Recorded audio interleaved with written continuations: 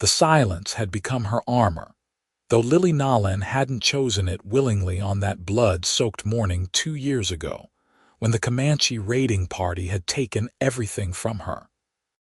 The stagecoach driver found her 3 days later, wandering barefoot through the Texas scrubland, her throat intact but her voice buried somewhere so deep that no amount of coaxing could bring it back. Now, in the spring of 1878, she stood at the edge of the dusty main street of Trinity, Texas, clutching a worn letter that promised employment as a housekeeper at the Fairmont Ranch, wondering if the man who had hired her sight unseen would send her packing once he realized she couldn't speak a single word. The ranch sat 5 miles outside town, a sprawling collection of weathered buildings that seemed to rise from the prairie itself. Lily gripped her small carpetbag tighter as the wagon she'd hired rattled down the rutted path, her stomach churning with uncertainty.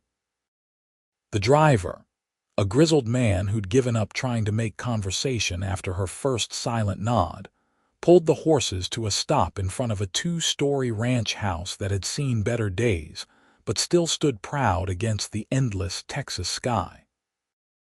A man emerged from the barn, tall and broad-shouldered, with dark hair that curled slightly at his collar and eyes the color of storm clouds.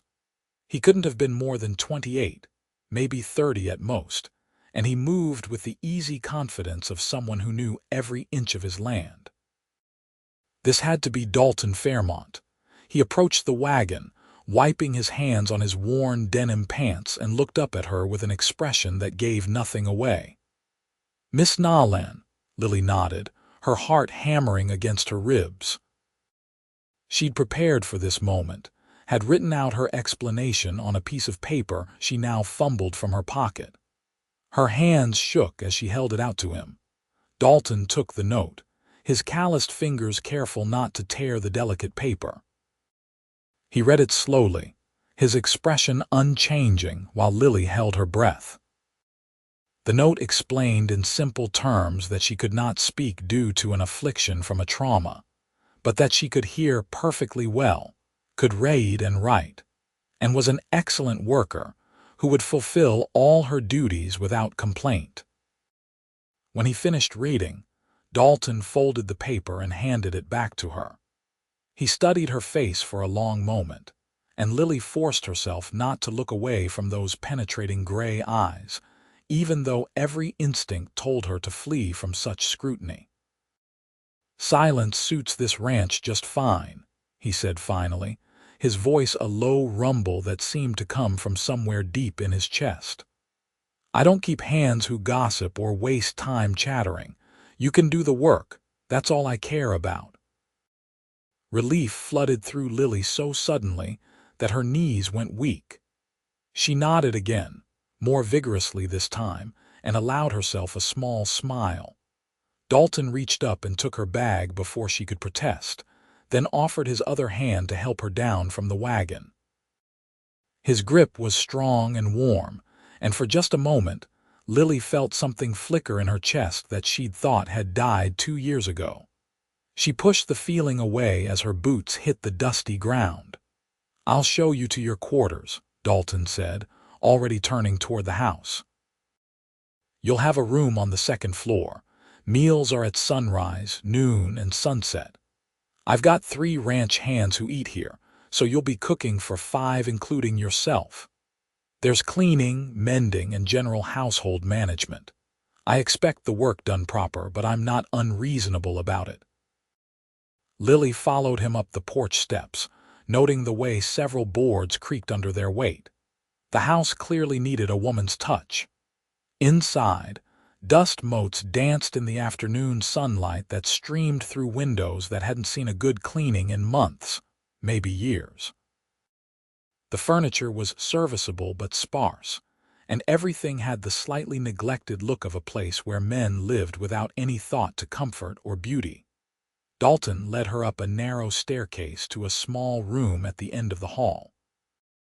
It held a bed with a simple iron frame, a dresser with a cracked mirror, and a washstand.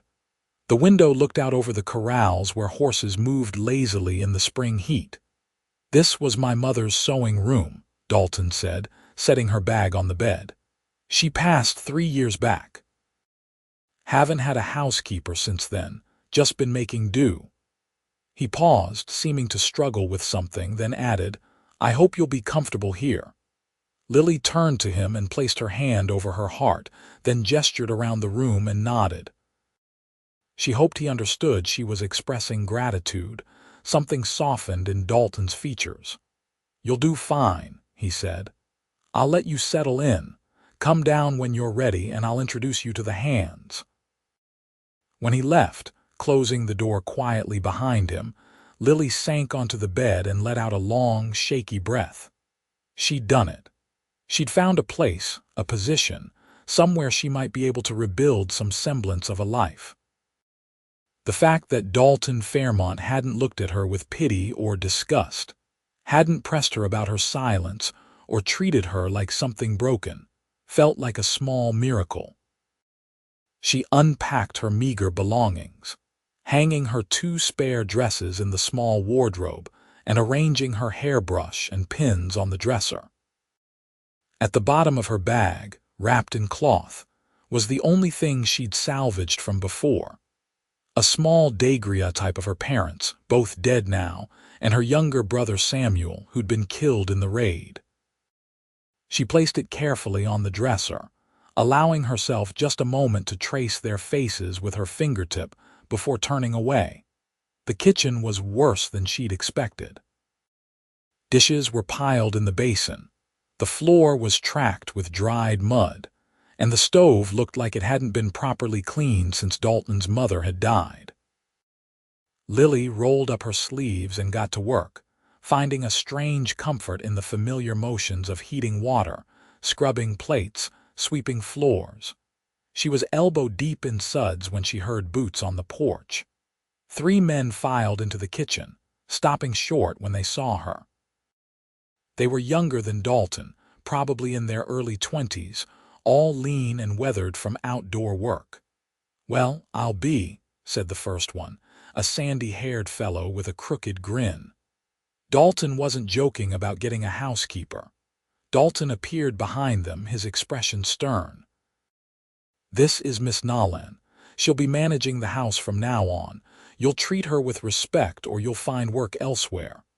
He looked at each man in turn until they nodded.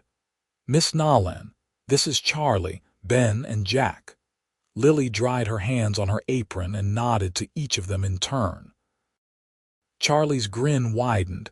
Ben looked shy and barely met her eyes, and Jack, the tallest of the 3, gave her a polite nod. "She don't talk," Dalton continued matter-of-factly.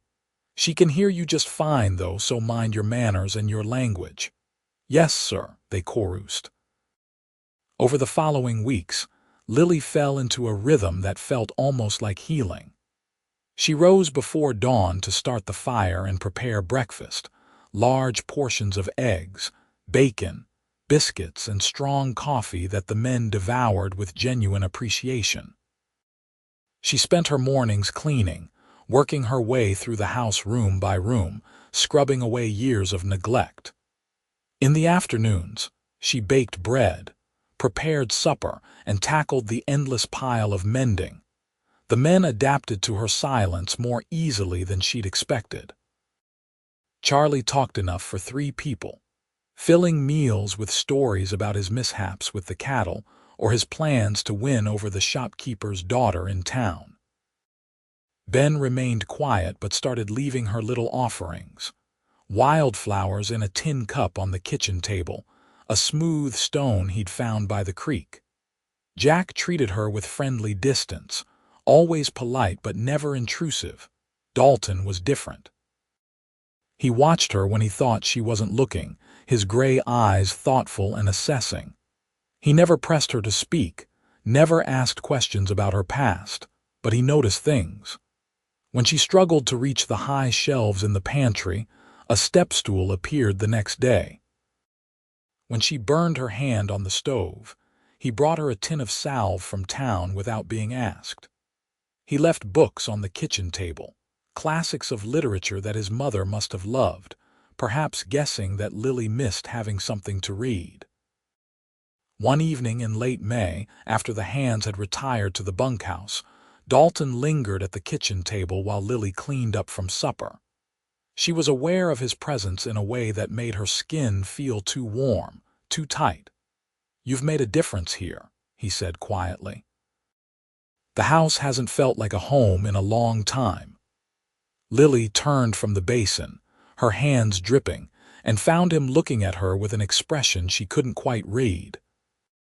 She wanted to say thank you, wanted to tell him that this ranch had given her something precious, a reason to get up each morning, but the words were locked away as they'd been for 2 years. Instead, she pressed her wet hand to her heart and then gestured to the room around them, hoping he understood. Dalton stood, his chair scraping against the floor. "I know I don't have any right to ask," he said, moving closer, "but what happened to you? What took your voice?" The question hung between them like smoke. Lily's first instinct was to turn away, to refuse to answer even in writing, but something in Dalton's eyes made her pause. There was no morbid curiosity there, no hunger for her pain, just genuine concern and perhaps something deeper.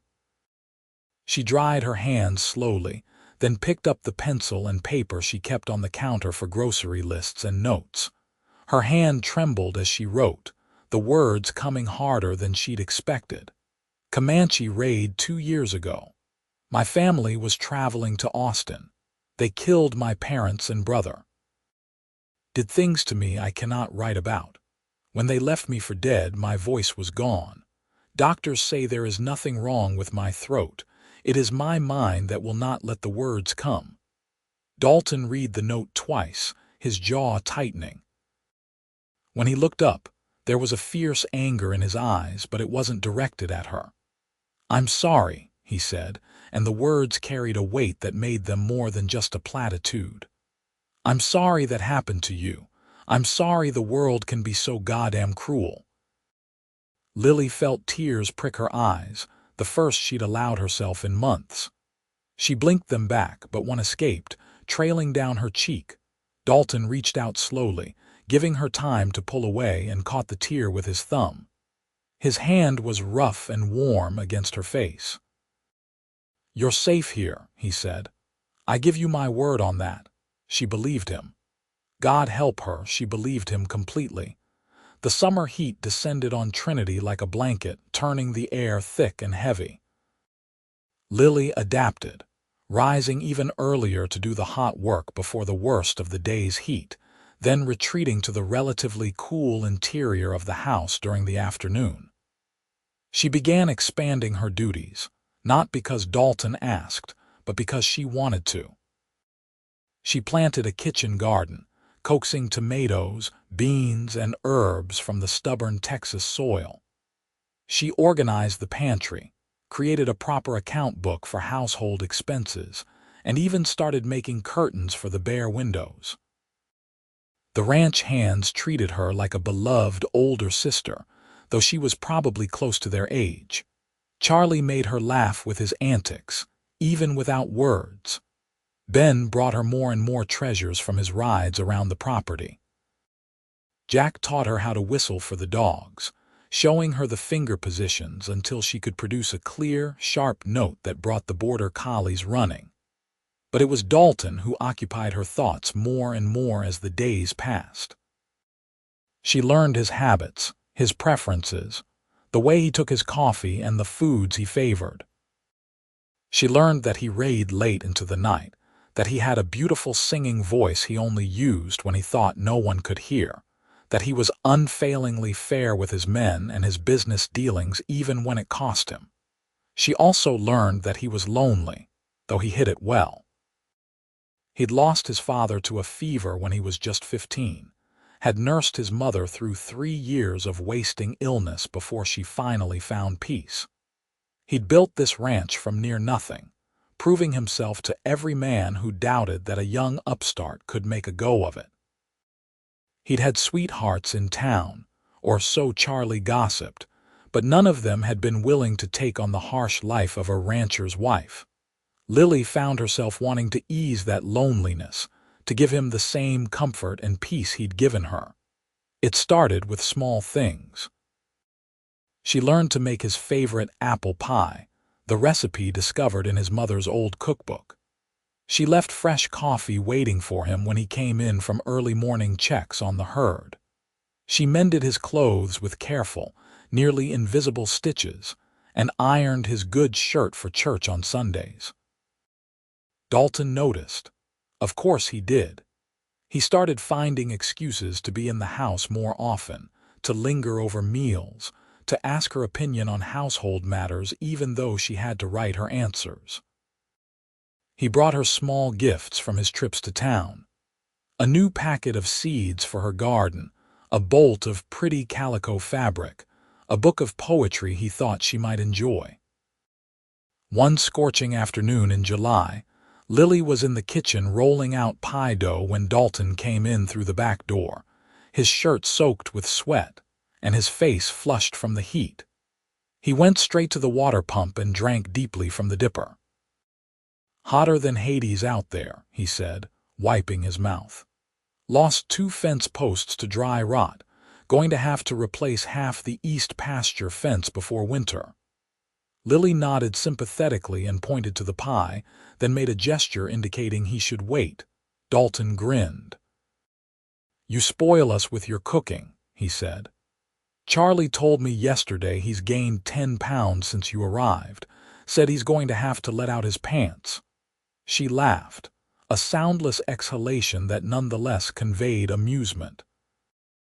Dalton's grin widened, and Lily realized with a start that he'd been trying to make her laugh, that he valued her silent mirth as much as another man might value a woman's spoken praise. The moment stretched between them, charged with something neither of them had named. Then Dalton cleared his throat and looked away. "I should get cleaned up before supper." But he didn't move, and Lily found herself caught in his gaze again. The kitchen suddenly felt smaller, warmer, the air between them crackling like lightning before a storm. "Lily," Dalton said, her name rough in his throat. It was the first time he'd used her given name rather than Miss Nolan. "I need to tell you something." Her heart hammered as she nodded for him to continue. "You've become important to me," he said. "More important than just a housekeeper. I look forward to seeing you each morning. I think about you when I'm out working. I find excuses to come back to the house just to be near you." He took a step closer. "I know I shouldn't feel this way. You've been through hell and you came here for safety and work, not to be courted by your employer. But I can't help how I feel." Lily's hands were shaking. She grabbed for her paper and pencil, nearly knocking them to the floor in her haste. She wrote quickly, her usually neat handwriting gone shaky and uneven. "You have given me back my life. This ranch, this work, you and the men, you have all shown me that there is still goodness in the world. I think about you too. All the time. I was afraid it was wrong, afraid you could never see me as anything but damaged goods." "Don't," Dalton said sharply when he read the last part. "Don't ever call yourself that. You survived something that would have broken most people. You're the strongest woman I've ever met." He reached out and took the pencil from her hand, setting it aside, then gently grasped both her hands in his. "I want to court you proper if you'll let me. I want to take you to church socials and introduce you to the decent folks in town. I want to sit with you in the evenings and read together. I want to know everything about you, even the parts that hurt to remember." Lily felt tears streaming down her face now, but they were different from the tears she'd cried in the past 2 years. These were tears of relief, of joy, of a future she'd thought was lost to her forever. She squeezed Dalton's hands and nodded yes, yes, yes. He pulled her close, wrapping his arms around her in an embrace that felt like coming home. Lily pressed her face against his chest, not caring that his shirt was damp with sweat, and let herself be held. His heart beat steady and strong beneath her ear, and his hand stroked her hair with infinite gentleness. "We'll go slow," Dalton murmured. "Whatever pace you need. I'm not going anywhere."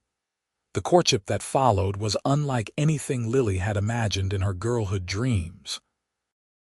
Dalton was patient and careful, always asking permission before taking her hand, before putting his arm around her waist, before stealing their first kiss on a September evening when the heat had finally broken and the air smelled of coming rain.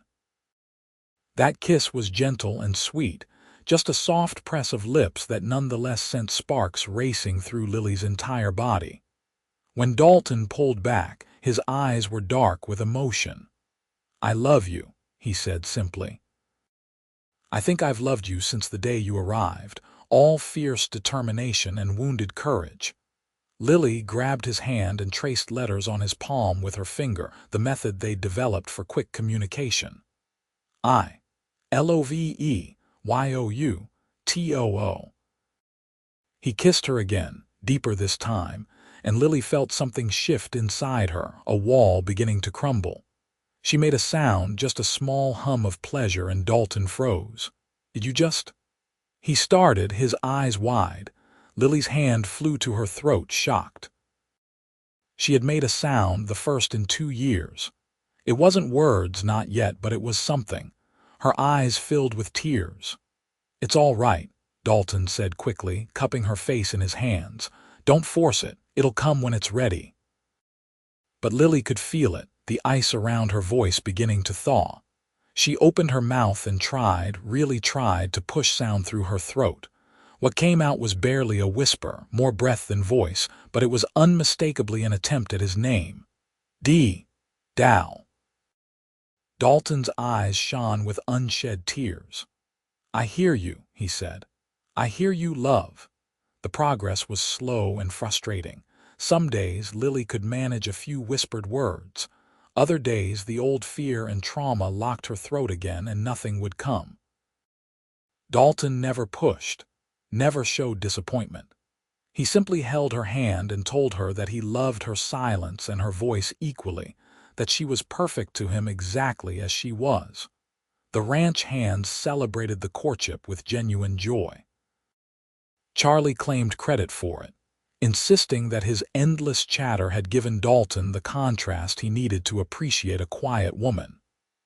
Ben gave Lily a carefully carved wooden box for her treasures, and Jack started calling Dalton the lucky son of a gun with a grin. In October, Dalton took Lily to town for the harvest dance.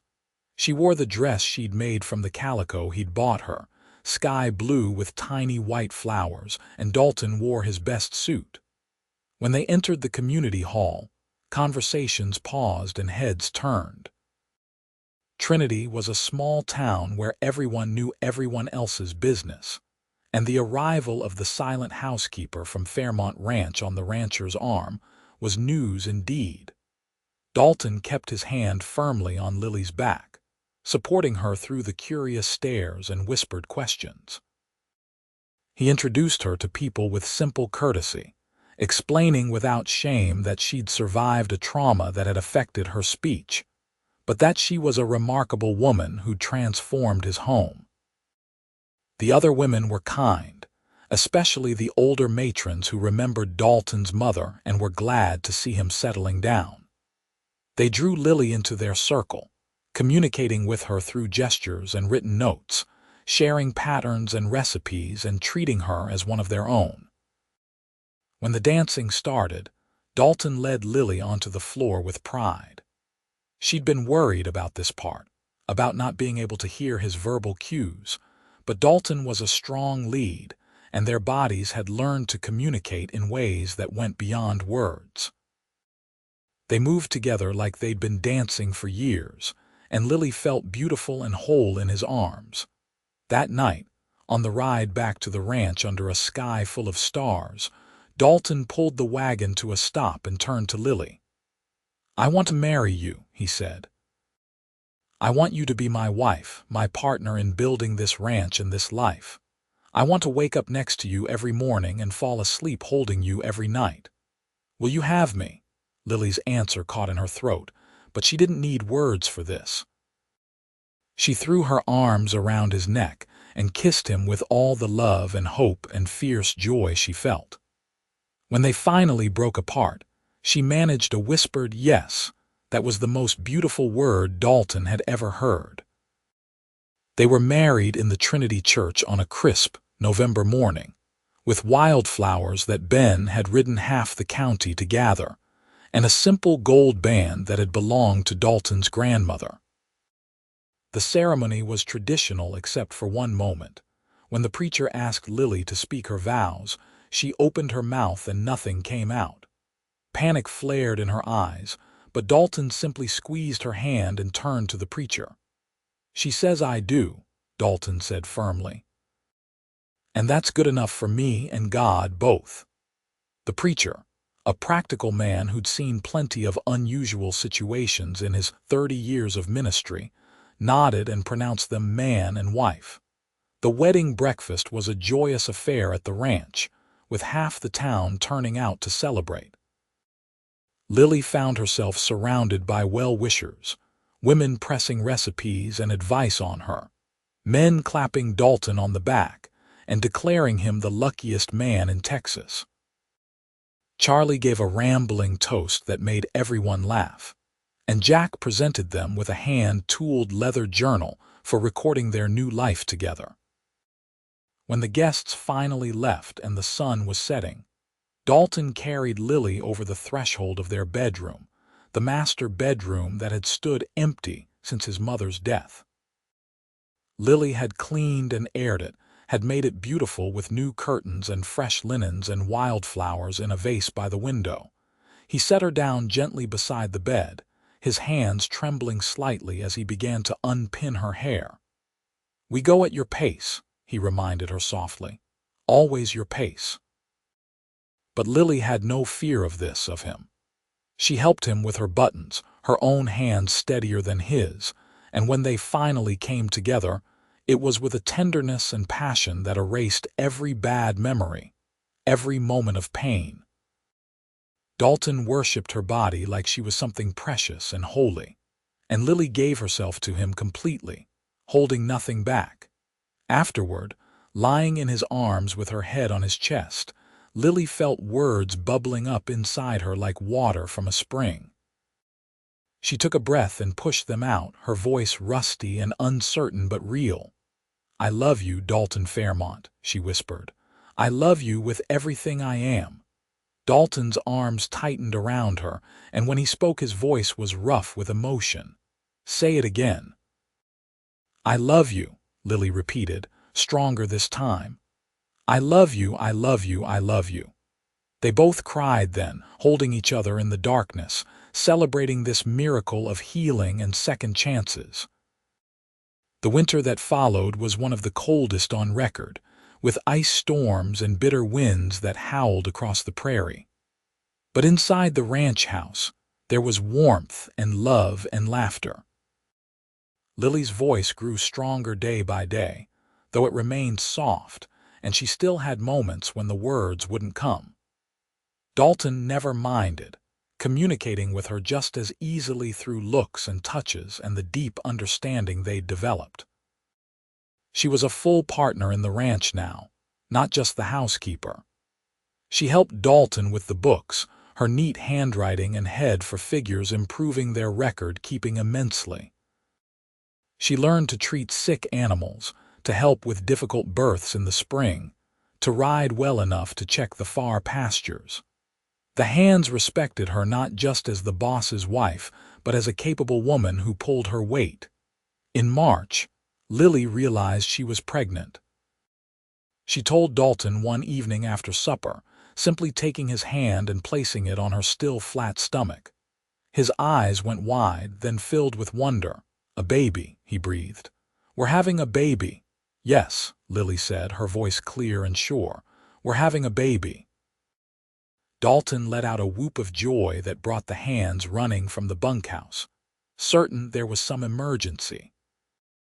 When they learned the news, Charlie immediately started planning to be the baby's favorite uncle. Ben began carving a cradle, and Jack solemnly promised to teach the child to ride as soon as it could walk. The pregnancy was easy, and Lily bloomed with health and happiness. She sang as she worked, her voice growing stronger with use, and Dalton often came in from the fields just to hear her. They talked for hours in the evenings, making up for the months of silence, sharing stories and dreams and plans for the future. In November, exactly 1 year after their wedding, Lily gave birth to a healthy baby boy with his father's dark hair and gray eyes. They named him Samuel, after Lily's lost brother, and he was welcomed into the world with more love than any child could possibly need.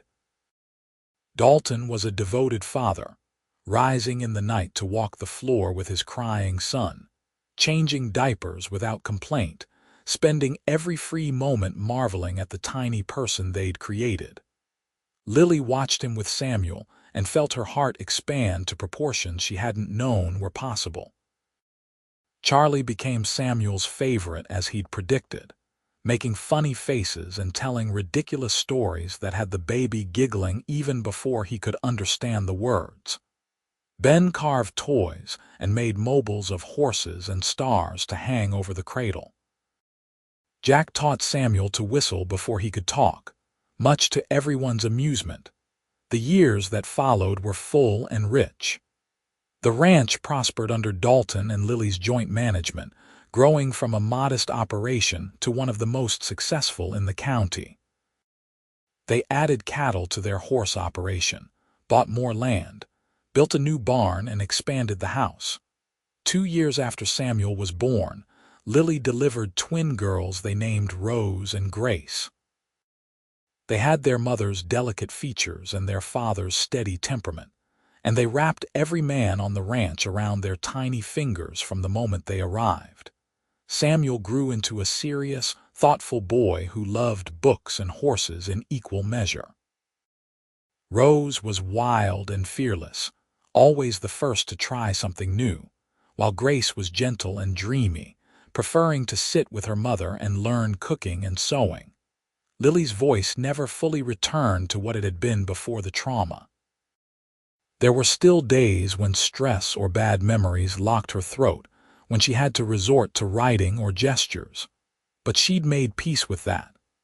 Her silence had brought her to Dalton, had taught her that communication went far beyond words, and she wouldn't trade that lesson for anything.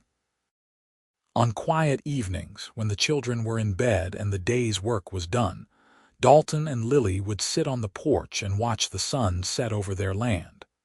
Sometimes they talked, sharing the small details of their days.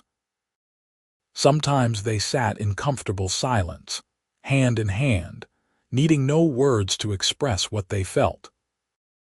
One such evening, when they'd been married for 7 years and Samuel was 6 while the twins had just turned 4, Lily turned to Dalton and said, "Do you remember what you told me the day I arrived?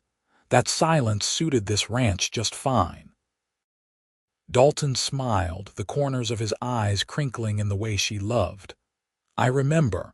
I was an idiot who didn't know what he was talking about." "No," Lily said softly. "You were exactly right. The silence did suit this ranch. It suited us. It gave us space to learn each other in ways that words never could have. It taught us patience and observation and deep listening." She leaned her head against his shoulder. "But I'm glad I can tell you with my voice now that I love you, that you are the best man I've ever known. That you took someone broken and helped her become whole again, not by fixing her but by loving her exactly as she was." Dalton kissed the top of her head, his arm tightening around her. "You were never broken, Lily. You were bent, maybe, like grass in a storm. But you straightened up again, stronger than before." He paused, then added with a smile in his voice, "Though I'll admit, I do like hearing you say you love me out loud." "I love you," Lily repeated obligingly. "I love you, I love you, I love you." From inside the house came the sound of Samuel reading to his sisters, his young voice stumbling slightly over the bigger words but determined to get through the story. It was a sound of peace, of family, of a future that both Dalton and Lily had fought hard to build. "We did good, didn't we?" Dalton said quietly. "We did perfect," Lily replied, and meant it with her whole heart. As the years continued to pass, the Fairmont Ranch became known not just for its quality horses and cattle, but as a place of second chances. Dalton and Lily had a habit of hiring people that others had given up on. Men who'd made mistakes and wanted to start over. Women fleeing bad situations. Even a young Apache man named Running Wolf, who'd been cast out from his tribe for refusing to participate in raids and wanted to learn the ranching trade. They treated everyone with the same dignity and respect Dalton had shown Lily on that first day, judging people by their actions rather than their past or their circumstances. The ranch became a family of choice, where loyalty and hard work mattered more than bloodlines or background. Samuel grew into a fine young man, tall and steady like his father, but with his mother's compassionate heart. He took to ranching naturally, but also loved learning, and Dalton and Lily scraped together money to send him to Austin for schooling when he turned 16, knowing he'd come back to the ranch with knowledge that would help them all. Rose remained wild and free, the first woman in Trinity to wear split skirts so she could ride astride like the men. She could rope and brand with the best of them, and she took over much of the daily management of the horse operation, breeding and training animals that were sought after across Texas. Grace surprised everyone by developing a talent for healing. She learned from the local doctor, studying herbs and medicine, and eventually became the person everyone in Trinity turned to when they were sick or injured. She set up a small clinic in town but lived at the ranch, riding in each morning and back each evening. When Samuel was 20, he brought home a young woman named Caroline who taught school in Austin.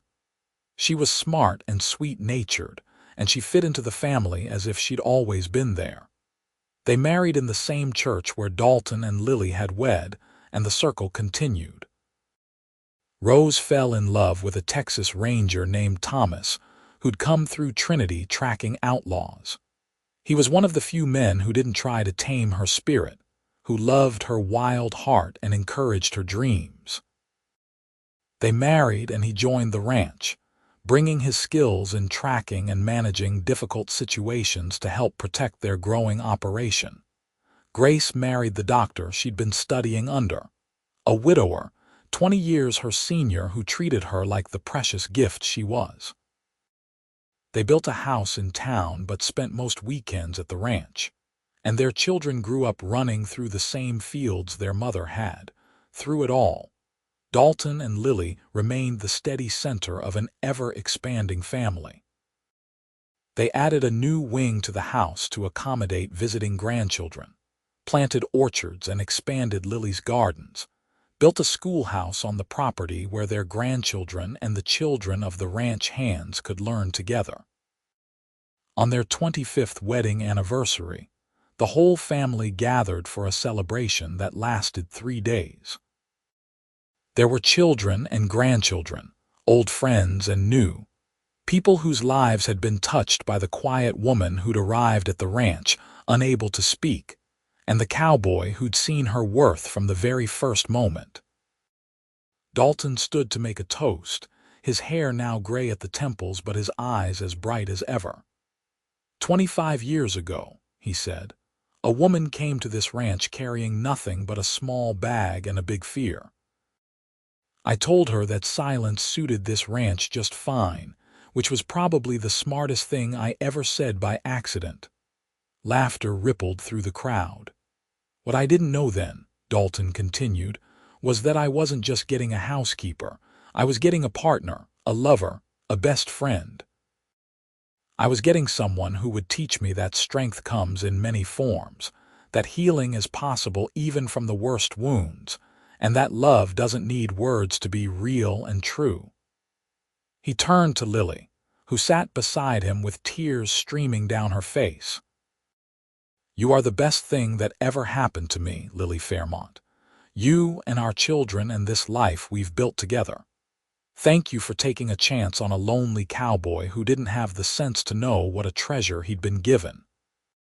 Lily stood and kissed him, not caring that everyone was watching, and when she pulled back she said in her soft but clear voice, "Thank you for seeing me when I couldn't see myself.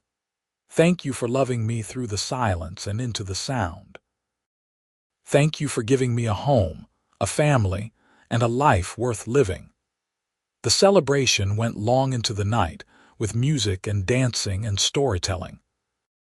Samuel told his children about how their grandmother had arrived unable to speak, but had run the household with written notes and gestures until love had unlocked her voice.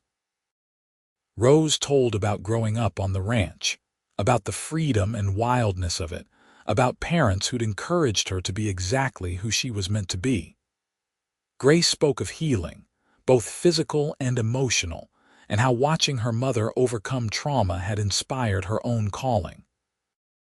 As the stars came out and the younger children were carried off to bed, Dalton and Lily slipped away to their porch, to their familiar spot watching the sunset over their land. They were both in their 50s now, their bodies bearing the marks of hard work and time, but their love had only deepened with the years. "Do you ever think about how different life could have been?" Lily asked quietly. "If I'd gone to a different ranch, or if you'd turned me away when you learned I couldn't speak?" "Never," Dalton said firmly. "Because this is exactly the life we were meant to have. Every hard thing that happened to you, every struggle we faced, it all led us here. To this porch, this ranch, this family. I wouldn't change a single moment, even the painful ones, because they made us who we are."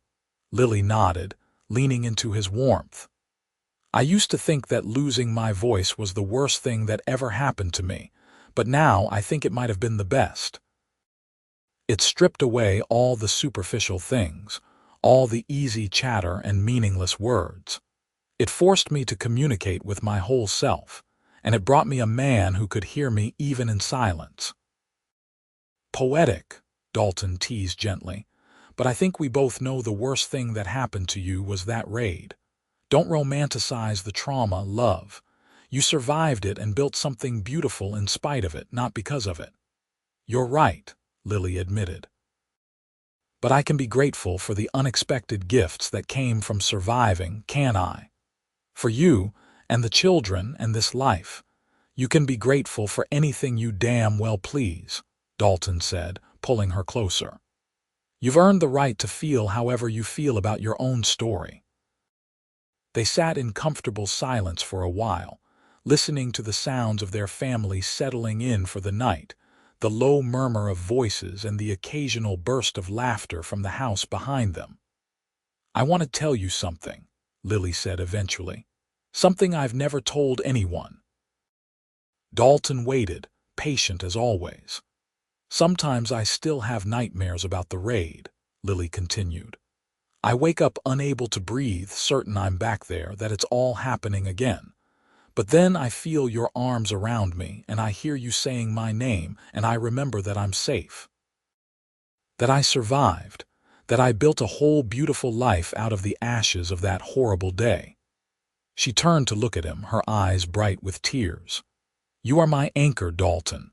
When everything else feels uncertain or frightening, you are the solid ground beneath my feet. I need you to know that. I need you to know how completely you saved me." Dalton cupped her face in his weathered hands. "And you saved me right back," he said roughly. "I was half alive before you came, just going through the motions, building a ranch with no real purpose behind it.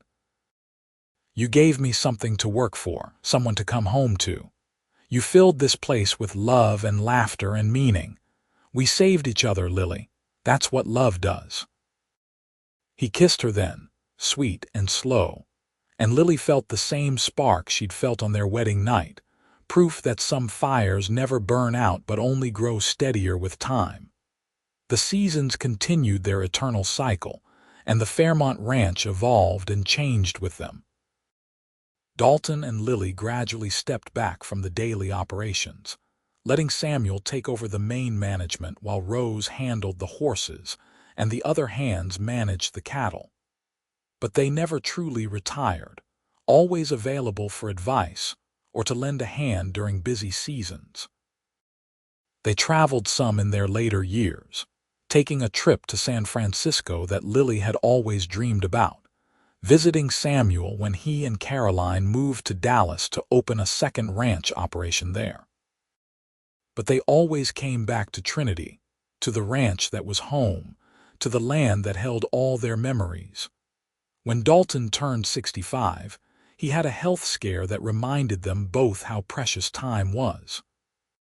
He recovered fully, but it changed something in both of them, made them more intentional about savoring each day.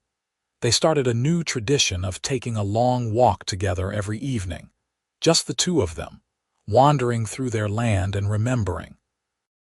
Here was the spot where Dalton had first told her he loved her. There was the creek where they'd picnicked with baby Samuel. This was the field where they'd taught all the children to ride. That was the oak tree where they'd carved their initials on their 10th anniversary. "We've had a good life," Dalton said one evening as they walked, his hand firm in hers despite the arthritis that was starting to trouble his joints. "The best life," Lily agreed. Her voice was still soft after all these years, but it no longer wavered or failed her. "When I think about that terrified woman who arrived here in 1878, unable to speak, certain she'd never be whole again, I can hardly believe she turned into me."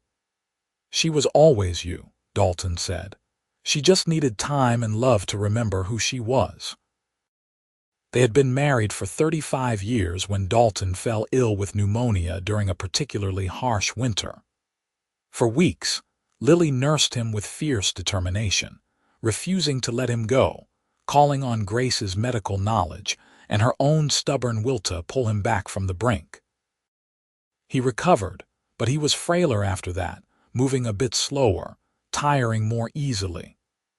Lily adjusted their life to match, taking on more of the tasks he'd always handled, making sure he rested, protecting him the way he'd once protected her. "You're fussing," Dalton complained one afternoon when she brought him a blanket for the third time. "I'm caring for my husband," Lily corrected serenely. "The way he cared for me when I needed it. Hush up and let me fuss." Dalton subsided with a grumble, but his eyes were warm as he watched her bustle around, arranging things to her satisfaction. "I love you, you know," he said.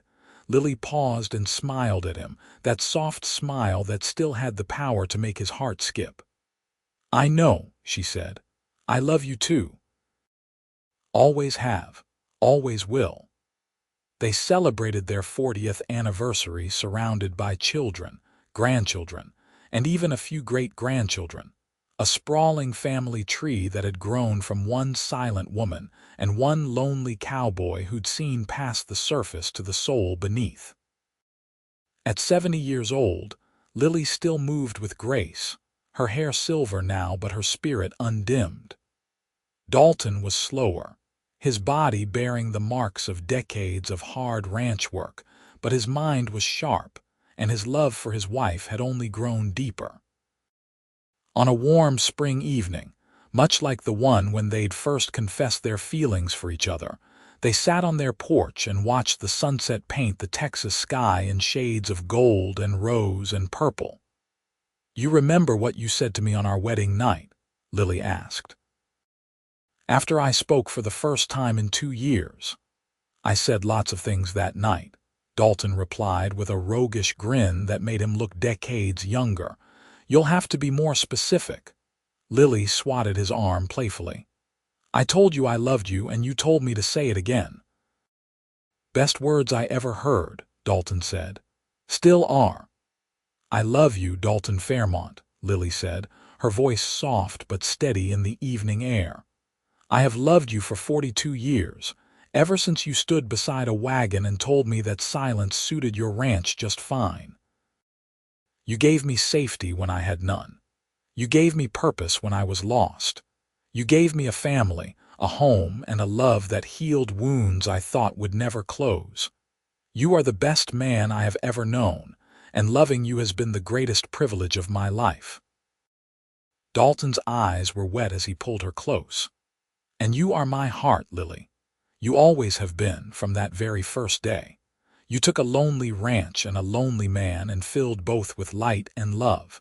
You gave me purpose and joy and a reason to wake up grateful every single morning. I thank God every day for bringing you to my door."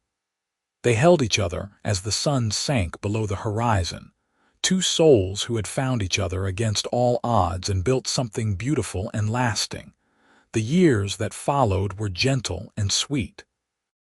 Dalton and Lily were the beloved patriarch and matriarch of a clan that now numbered over 30 people, if you counted all the children and grandchildren and great-grandchildren. They were sought out for advice and wisdom, for stories of the old days, for the quiet strength they radiated.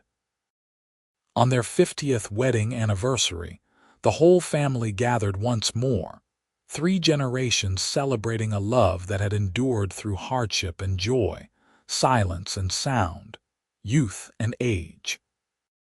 Samuel, now a successful rancher in his own right with silver threading his dark hair, stood to give the toast. "My parents' love story is one for the ages," he said. "It started with silence and blossomed into the most beautiful conversation I've ever witnessed. They taught us all what it means to truly see another person, to love without conditions, to build something lasting through dedication and partnership." He raised his glass. "To Dalton and Lily Fairmont, who proved that the greatest love stories aren't about perfection, but about 2 imperfect people who choose each other every single day. May we all be so lucky." The toast was echoed by every person present, and Dalton and Lily stood together to accept the love and celebration of their family. That night, alone in their room, Lily brushed out her long silver hair while Dalton watched from the bed, a familiar ritual from 50 years of marriage.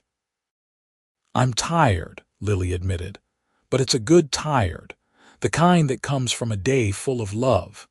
"Come to bed," Dalton said, holding out his hand. "We've earned our rest."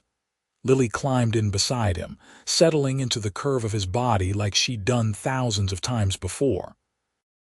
They fit together perfectly, 2 pieces of a puzzle that had been matched from the beginning.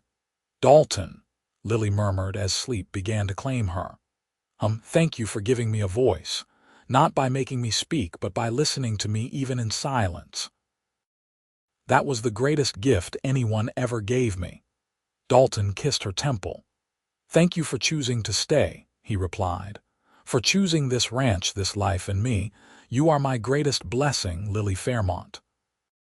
They drifted off to sleep wrapped in each other's arms, surrounded by the quiet sounds of the ranch settling in for the night, secure in a love that had weathered every storm and emerged stronger for it. Dalton passed away peacefully in his sleep at the age of 78, with Lily beside him and his hand in hers. The entire town of Trinity turned out for his funeral, testament to the respect and affection he'd earned over a lifetime of fair dealing and genuine kindness. Lily grieved deeply, but not bitterly. She had loved him for 52 years, and those years had been full and rich and beautiful. She took comfort in her children and grandchildren, in the ranch that still thrived under Samuel's management, in the legacy of love and second chances that she and Dalton had built together. She lived another 8 years, remaining sharp and engaged, the beloved grandmother who told the best stories and gave the wisest advice. She never remarried, never wanted to. Dalton had been her great love, her once-in-a-lifetime match, and she was content to honor his memory and enjoy the family they'd created. On a spring morning much like the one when she'd first arrived at the Fairmont Ranch, Lily passed away quietly in her sleep, a peaceful smile on her face. She was 86 years old, and she left behind a family that numbered over 50 people, all of them carrying forward the lessons she and Dalton had taught about love, resilience, and the power of seeing people for who they truly were. They buried her next to Dalton in the Trinity Cemetery, under an oak tree that provided shade and shelter. The headstone was simple, bearing both their names and the dates of their long lives, but at the bottom was an inscription that Samuel had chosen. She found her voice through his silence. He found his heart through her courage. Together, they built a legacy of love. The Fairmont Ranch continued to thrive for generations, passed down through the family with each new custodian honoring the foundation that Dalton and Lily had laid. The story of the silent housekeeper and the cowboy who'd fallen in love with her became part of Trinity's folklore, told and retold as an example of how love could heal even the deepest wounds, how patience and understanding could bridge any gap, and how two people who truly saw each other could build something that lasted far beyond their own lifetimes.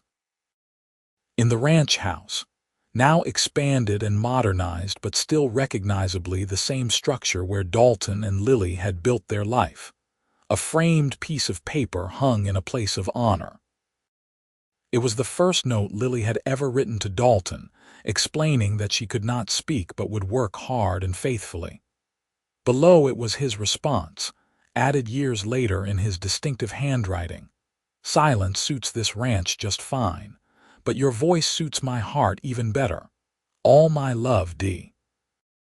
The children and grandchildren and great-grandchildren who grew up in that house learned the story of those notes, of the love that had started with acceptance and blossomed into something extraordinary. They learned that strength came in many forms, that healing was always possible, and that the deepest form of love was choosing to truly see and value another person, exactly as they were. And on quiet evenings when the wind swept across the Texas prairie, and the sun set in shades of gold and rose, those who knew the story best would sometimes swear they could feel the presence of two souls still watching over the land they'd loved, still holding hands, still choosing each other across the boundaries of time and mortality. It was a love story for the ages, born in silence and grown through patience, nurtured by respect and sealed with devotion. Dalton and Lily Fairmont had taken their broken pieces and built something whole and beautiful, proving that the best love stories weren't about perfection, but about two people who saw each other's scars and loved them anyway, who gave each other space to heal and grow, and who built a life together based on genuine partnership and unwavering commitment. Their legacy lived on not just in the ranch or the family they'd created, but in the countless lives they'd touched, the second chances they'd given, and the example they'd set of what love could be when it was rooted in genuine respect, patient understanding, and the courage to choose each other day after day, year after year, through silence and sound, through hardship and joy, until death itself could not part what had been so beautifully joined. And that, in the end, was the true measure of their love. Not that it was perfect or easy, but that it was real and lasting and transformative. A light that continued to shine long after they'd both passed from this world, illuminating the path for all who came after them and reminding everyone who heard their story that love, real love, was always worth fighting for, always worth believing in, and always, always worth the risk.